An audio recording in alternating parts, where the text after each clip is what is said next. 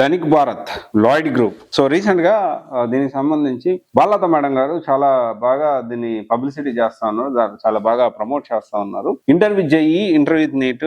So మేము సమాజానికి ఏదో యాడ్ చేయడానికి వచ్చాము, సో ఇంకేదో చేస్తాము. అప్పుడు కొంతమంది పేర్లు సో రొటీన్ గా రొట్ట పద్ధతిలోనే గత దశాబ్ద కాలంలో మన రోణంక గోపాలకృష్ణ గారి పేరు వాడుకున్నట్లే, సో దీనికి సంబంధించే మళ్ళీ కూడా వాళ్ళనే వాడుకుంటూ అదేదో చెప్తూ ఇంకేదో చెప్తూ అసలు మీరు పిల్లలకి ఏం చేయాలనుకుంటున్నారు? ఇంటర్వ్యూ జేఈ, ఇంటర్వ్యూ నీట్ అనేది స్టార్ట్ చేశారు కదా, దీనికి సంబంధించి అసలు మీరు స్టూడెంట్స్ కి ఏం చేయాలనుకుంటున్నారు అది చెప్పాలి. ఇక్కడ ఒక విషయం ఏంటి అంటే, లాంగ్ టర్మ్ లో ఎప్పుడైనా సస్టైన్ అయ్యేటప్పుడు కొత్తగా మీరు ధనిక్ భారత్ అనేది లాయిడ్ గ్రూప్ తో కలిసి స్టార్ట్ చేస్తా ఉన్నారు. అందులో బాలలత మేడం గారి పాత్ర ఏంటి? సో మీరు ఏం చేస్తారు? ఎందుకంటే దీనికి సంబంధించి మీరు యూపీఎస్సీకి సంబంధించి coaching, UPSC group 1, group 2 coaching Ashok Nagar లో ఎంతమంది కోచింగ్ ఇచ్చారు, ఎంతమందికి కోచింగ్ ఇచ్చానని చెప్పి ఎంతవరకు న్యాయం చేశారు ప్రజలు చూస్తానే ఉన్నారు. ఒక అశోక్ నగర్ లో ఒక్కసారి వెళ్ళి Balalatha madam CSB IAS coaching లో జాయిన్ అవ్వచ్చు అంటే మీకు ఆన్సర్లు ఆటోమేటిక్ గా వస్తుంది. ఏ టీ కోర్టు దగ్గర నిలబడ్డా, ఏ హాస్టల్ దగ్గర నిలబడ్డా వస్తుంది.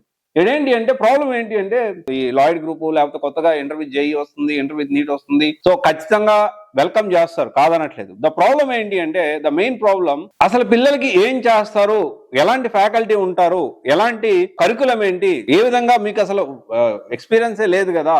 ఎక్స్పీరియన్సే ఉందా? ఎక్స్పీరియన్స్ లేదు, కొత్తగా ఈ సంవత్సరం స్టార్ట్ చేస్తున్నారు. ఎలా మిమ్మల్ని నమ్మి పిల్లల్ని జాయిన్ చేయించాలి? పోనీ బాలలత మేడం గారిని నమ్మి జాయిన్ చేయించాలంటే 99.100% ఒక్కసారి అశోక్ నగర్ లో చెప్తే దానికి సంబంధించి నమ్మాలా వద్దా అనేది ప్రజలు చెప్పేస్తారు, దాని వేరే విషయం. యూపీఎస్సీలో ఏం సాధించారు చెప్పండి? గత దశాబ్ద కాలంలో యూపీఎస్సీ కోచింగ్ ఇచ్చారు, యూపీఎస్సీ గ్రూప్ 1, గ్రూప్ 2 కోచింగ్ ఇచ్చారు. ఎంతమంది నిజంగా ఒక్క బ్యాచ్ కన్నా మీరు ఫుల్ ఫ్లెడ్జ్డ్ గా క్లాసులు చెప్పించారా? డౌట్ వస్తా ఉంది. చెప్పించారా? అరే ఇక్కడ మాట్లాడితే నేను ఏదో సమాజానికి సేవ చేయాలి. ఏం సేవ చేస్తున్నారు? You people are doing business. అందరూ బిజినెస్ చేస్తున్నారు. ఇక్కడ ప్రాబ్లం ఏంటి అంటే, బిజినెస్ ఇప్పుడు విద్యను వ్యాపారంగా చూడకూడదు. విద్య వ్యాపారం అయిపోయింది. మీరు బిజినెస్ చేస్తున్నారు, నేను బిజినెస్ చేస్తున్నాను. నేనేం బిజినెస్ చేయట్లేదు, నేను అసలు సివైసి ద్వారా నేనేం డబ్బులు సంపాదించాలి. I'm also doing business. అందరూ బిజినెస్ చేస్తున్నారు. కాకపోతే ఎంత జెన్యూన్ గా మనం తీసుకున్న డబ్బులకి సర్వీస్ ఇస్తున్నాం అనేది ఇక్కడ ఇంపార్టెంట్. ఓకే, కౌన్సిలింగ్ ఇస్తాను నేను, దానికి సంబంధించి మల్టిపుల్ ఇన్స్టిట్యూట్స్ ఇన్ఫర్మేషన్ ఇస్తాను, దీనికి సంబంధించి చాలా క్లారిటీగా.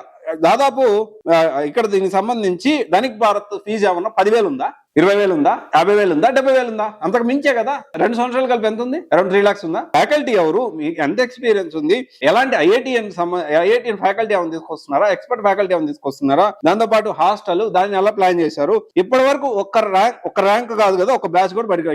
ఇన్ఫాక్ట్ ఇప్పుడే స్టార్ట్ చేస్తున్నారు. కొత్తగా మిమ్మల్ని జమ్మి పిల్లల్ని జాయిన్ చేస్తే మీరు ఏ విధంగా వాళ్ళకి సపోర్ట్ చేస్తారు? ఎలాంటి టీం ఉన్నారు? అరే సిఎస్బి ఐఏఎస్ విషయమే చూసుకుంటే, ఎందుకు సిఎస్బిఐఎస్ విషయం తీసుకురావాల్సి వచ్చిందంటే, బాలలత మేడం ధనిక్ భారత్ ఫ్రంట్ ఉండి నడిపిస్తున్నారు కాబట్టి.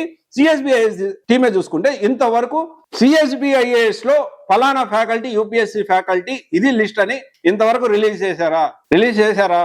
ఏదో ఒకరిద్దరు ఫ్యాకల్టీని పెట్టి అసలు కనీసం ఎంత సక్సెస్ రేట్ ఉంది, వాళ్ళకి ఎంత ఎక్స్పీరియన్స్ ఉంది? సిఎస్బిఐఏఎస్ టీమ్ ఫ్యాకల్టీ, ఒక్క ఫ్యాకల్టీ గురించి అన్నా, ఒక్క ర్యాంకర్ అన్నా మాట్లాడారా? మీ గురించి మాట్లాడారులేండి, అది వేరే విషయం. ఎలా మాట్లాడారు ఏంటి అనేది అందరికి తెలుసు.